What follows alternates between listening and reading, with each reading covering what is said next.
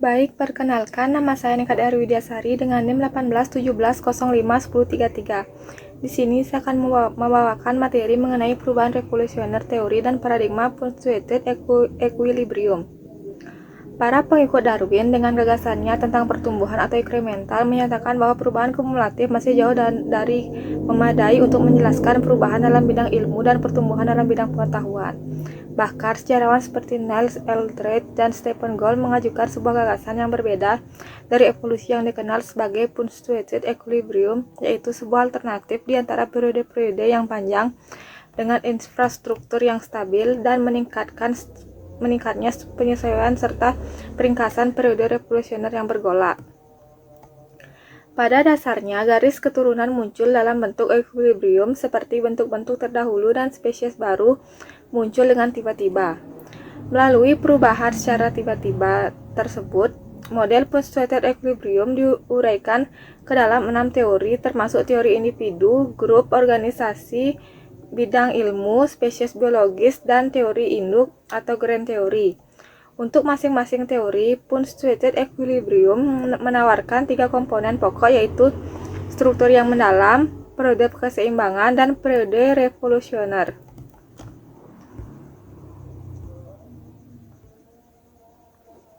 Selanjutnya, yang pertama, persamaan sifat. Selama periode keseimbangan, sistem akan tetap melaksanakan dan menyelesaikan proses pemilihan struktur secara mendalam. Sistem akan melakukan penyesuaian yang akan tetap mempertahankan struktur dalam menghadapi berbagai gangguan internal maupun eksternal dan terus bergerak untuk memperoleh struktur secara terperinci. Yang kedua, individu. Periode penyusunan struktur. Tugas utama dalam periode ini adalah menyusun suatu struktur yang hidup. Struktur tersebut mengharuskan seseorang membuat kunci pilihan tertentu, bentuk struktur yang melingkupinya, dan berusaha mencapai tujuan serta nilai dalam struktur tersebut. Selanjutnya, yang ketiga, grup. Kehidupan grup project terdiri dari 2 fase utama yang dipisahkan oleh suatu periode transisi yang telah mencapai pertengahan antara awal project dengan waktu terakhir yang dimaksudkan. Dalam fase-fase ini, grup akan melakukan tugasnya menggunakan rangka asumsi, premis, dan pola perilaku yang stabil. Yang keempat, organisasi. Tambahan perubahan dalam adaptasi yang jangkauan waktunya relatif panjang dan dalam menguraikan struktur, sistem pengendalian dan sumber daya ke arah peningkatan koalisi yang langsung atau tidak berhubungan dengan efektivitas kinerja. Yang kelima, bidang-bidang keilmuan. Normal scan biasanya diarahkan pada artikulasi fenomena dan teori-teori yang disajikan oleh paradigma yang digunakan. Yang keenam, spesies biologis. Transformasi filetik merupakan penyesuaian tambahan dalam populasi yang bertahap dan bersifat adaptif. Hal ini merupakan bentuk revolusi yang melibatkan keseluruhan perubahan populasi dari semua bentuk ke bentuk lainnya. Dan yang terakhir, teori induk. Dalam kawasan yang stabil, penentu hukum akan mendominasi seluruh inisiatif individu dibuat menjadi tidak berarti. Pada kondisi ini, eksternal yang terjadi, partisipasi individu dalam sistem memiliki konfigurasi yang stabil atau yang bergoyang. Baik, terima kasih. Perkenalkan, saya Putu Widiantari dengan NIM terakhir 1098 akan menjelaskan materi tentang teori kun dalam revolusi ilmiah. Nah, masalah ilmu pengetahuan mungkin menjadi masalah terpenting bagi kehidupan manusia. Hal ini menjadi ciri manusia karena manusia senantiasa bereksistensi. Menurut Kuhn, ilmu dapat berkembang maju dalam pengertian tertentu jika ia tidak dapat mencapai kesempurnaan absolut dalam konotasi dapat dirumuskan sebagai definisi teori. Oleh karena itu, ia memandang bahwa ilmu itu berkembang secara open-ended atau sifatnya selalu terbuka untuk direduksi dan dikembangkan. Paradigma pada awalnya berkembang dalam dunia ilmu pengetahuan, terutama yang kaitannya dengan filsafat ilmu pengetahuan. Tokoh yang mengembangkan istilah tersebut adalah dalam dunia ilmu pengetahuan adalah Thomas Kuhn sendiri, di mana Kuhn dalam bukunya berjudul Destruction of Scientific Revolution yang dibuat tahun 1970 memiliki intisari pengertian paradigma adalah sebagai suatu asumsi-asumsi dasar dan asumsi-asumsi teoris yang umumnya merupakan suatu sumber nilai sehingga merupakan suatu sumber hukum-hukum, metode, serta penerapan dalam ilmu pengetahuan yang akan sangat menentukan sifat, ciri, serta karakter ilmu pengetahuan itu sendiri. Nah, Thomas Kuhn sendiri melihat adanya kesalahan-kesalahan fundamental tentang konsep ilmu yang telah dielaborasi oleh kaum filsafat ortodoks, sehingga sebuah konsep ilmu yang dengan membabi buta mempertahankan dogma-dogma yang diwariskan dari empirisme dan rasionalisme klasik. Menurut Kuhn sendiri, ada beberapa skema dalam memproses suatu sains atau ilmiah, yang mana dia mengatakan bahwa ada 3 tahapan dalam proses sains ilmiah. Tahap pertama yaitu merupakan tahap pra-paradigma dan juga pra-saintik yang merupakan pada state ini memiliki aktivitas-aktivitas ilmiah yang dilakukan secara terpisah dan tidak terorganisir, sebab tidak ada persetujuan tentang subjek matter, problem, dan juga prosedur di antara para ilmuwan yang bersaing, karena tidak adanya suatu pandangan tersendiri yang diterima oleh semua ilmuwan tentang suatu teori atau fenomena. Dari sejumlah aliran yang bersaing, kebanyakan mereka mendukung satu sama lain varian dalam teori tertentu, dan di samping itu ada kombinasi dan modifikasi lain yang masing-masing akan mendukung aliran teorinya masing-masing. Sehingga sejumlah teori boleh dikatakan adalah sebanyak jumlah pelaksanaannya di lapangan, dan setiap ahli teori itu akan merasa wajib memulai dengan yang baru dan membenarkan pendekatannya sendiri. Hal semacam ini berlangsung selama kurun waktu yang cukup lama, sampai suatu paradigma tunggal diterima oleh semua aliran yang dianut ilmuwan. Lalu tahap yang kedua adalah tahap paradigma normal science. Pada tahap ini tidak terdapat sengketa pendapat mengenai hal-hal fundamental di antara para kaum ilmuwan, sehingga paradigma tunggal diterima oleh semuanya.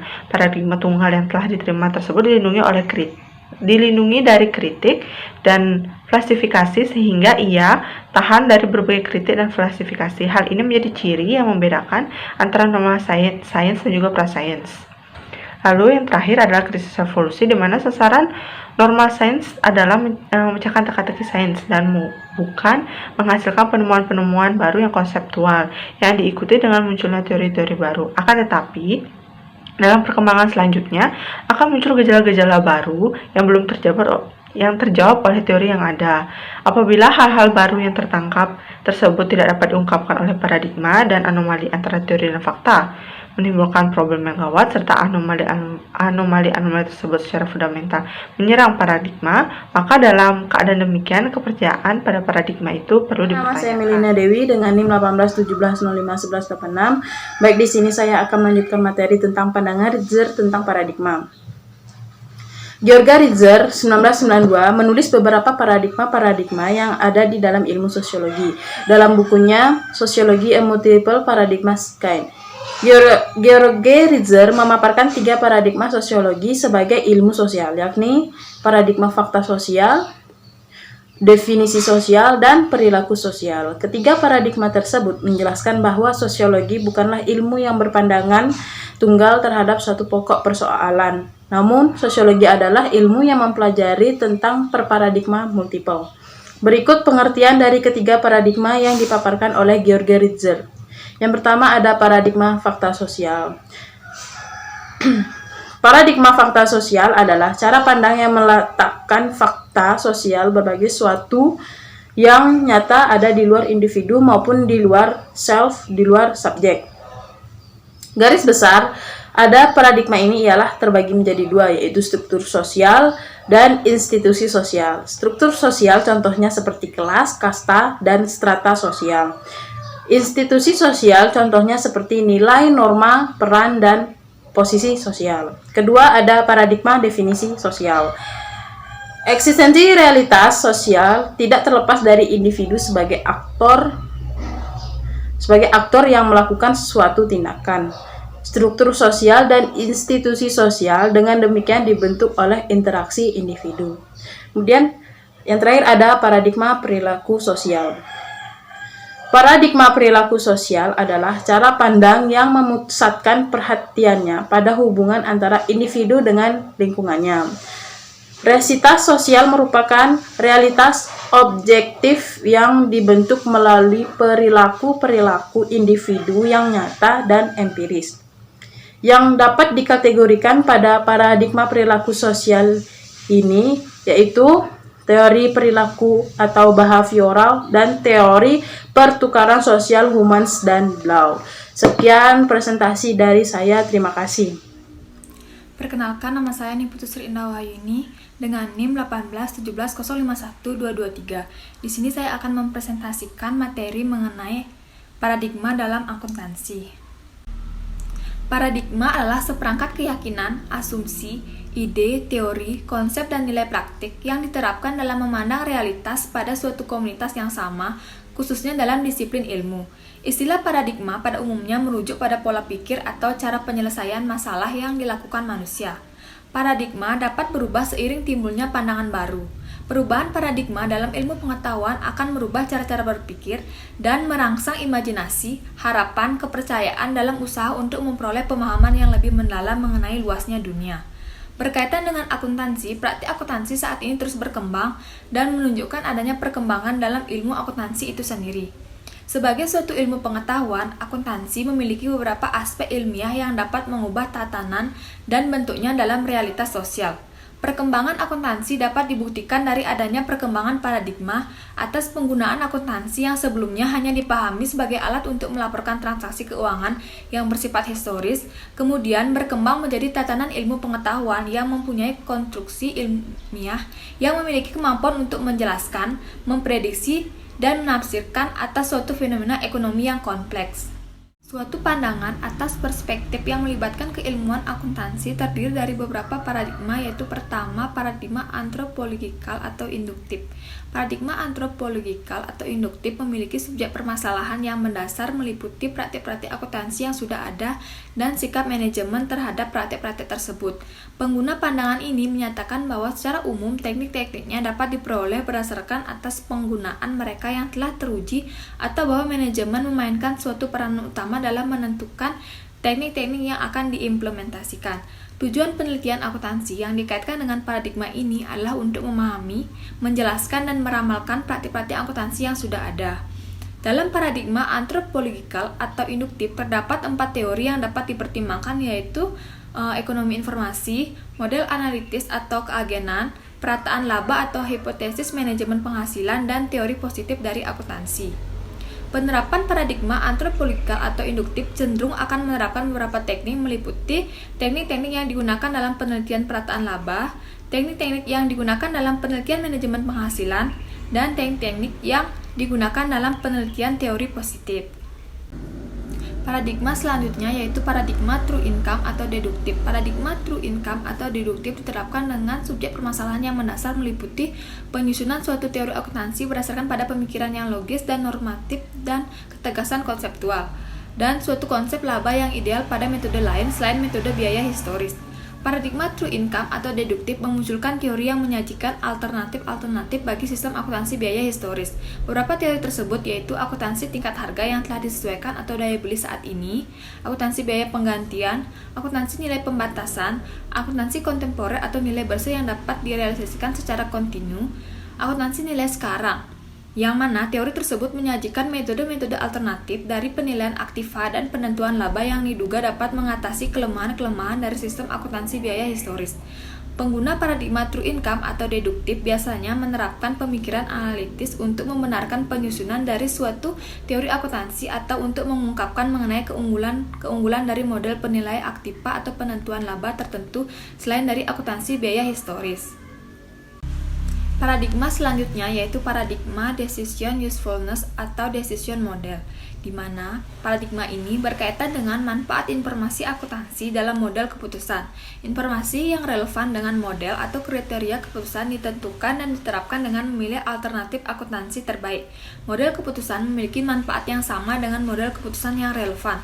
Teori yang berkaitan dengan paradigma decision usefulness atau decision model yaitu teori yang berhubungan dengan model keputusan dalam pembuatan keputusan seperti EOQ, PRT, linear programming, penganggaran modal, beli vs sewa beli, membuat atau membeli, dan sebagainya. dan teori yang berhubungan dengan kejadian ekonomis yang mungkin mempengaruhi going concern seperti kebangkrutan, pengambilan alihan, merger, peringkat obligasi, dan lainnya. Teori yang menghubungkan informasi akuntansi dengan kejadian-kejadian tersebut banyak yang tidak dapat diketahui. Para pengguna paradigma ini cenderung tergantung pada teknik-teknik empirik dalam menentukan kemampuan prediktif dari elemen-elemen informasi yang terpilih. Selanjutnya, paradigma decision usefulness atau decision maker atau aggregate maker behavior. Penggunaan paradigma ini berhubungan dengan respon pasar secara agregat terhadap variabel-variabel akuntansi. Menurut Gones dan Deput, pemilihan sistem informasi akuntansi ditentukan oleh perilaku pasar secara keseluruhan. Hubungan ini didasarkan pada teori efisiensi pasar modal. Menurut teori ini, pasar akan dikatakan efisien jika harga pasar mencerminkan secara penuh seluruh informasi yang tersedia untuk umum. Jadi, harga pasar merespon secara cepat seluruh informasi baru atau tidak bias. Teori ini secara jelas menyatakan bahwa umumnya dalam kondisi pasar efisien, abnormal return yang dapat diperoleh dari pemanfaatan informasi yang lebih luas dalam hubungannya dengan setiap pola perdagangan adalah nol. Teori yang menegaskan perilaku pasar meliputi model pasar efisien, hipotesis pasar efisien, model penetapan harga aktiva modal, teori penetapan harga arbitrase, teori equilibrium mengenai penetapan harga opsi. Yang kelima yaitu paradigma decision usefulness atau decision maker atau individual user. Penggunaan paradigma ini berhubungan dengan respon pengguna individu terhadap variabel-variabel akuntansi. Para pengguna paradigma ini berpendapat bahwa secara umum manfaat variabel akuntansi terhadap pembuatan keputusan dapat dilihat dari sudut perilaku manusia, yang mana tujuan penelitian akuntansi keperilakuan adalah untuk memahami, menguraikan, dan memprediksi perilaku manusia dalam hubungannya dengan akuntansi. Paradigma ini berhubungan dengan kepentingan pengguna akuntansi secara internal, prosedur dan penilaian informasi, serta masyarakat umum atau perwakilannya. Artinya, pengguna paradigma ini berhubungan dengan respon pengguna individu terhadap variabel-variabel akuntansi. Sebagian besar penelitian yang berhubungan dengan paradigma ini meminjam teori dari disiplin ilmu yang lain, yang mana teori-teori pinjaman tersebut meliputi relativisme kognitif atau kesadaran dalam akuntansi, relativisme budaya dalam akuntansi, pengaruh keperilakuan dari informasi akuntansi, relativisme linguistik dalam akuntansi, hipotesis fiksasi fungsional dan fiksasi data, hipotesis informasi industri, hipotesis snack organisasional dan penganggaran, pendekatan kontingensi dalam penyusunan sistem informasi akuntansi, penganggaran partisipasi dan kinerja, model pengelolaan informasi yang berhubungan dengan manusia yang mencakup model lensa, model pertimbangan probabilistik, model perilaku prakeputusan, dan pendekatan gaya kognitif. Para pengguna paradigma ini cenderung menggunakan seluruh metode yang didukung dengan teknik-teknik observasi, wawancara, dan kuesioner serta percobaan metode yang disukai, yang mana hal ini merupakan titik awal yang baik untuk validasi lebih lanjut. Paradigma yang keenam yaitu paradigma informasi atau ekonomik. Para pengguna paradigma ini berhubungan dengan persoalan yang berhubungan dengan informasi yang merupakan suatu komunitas ekonomis.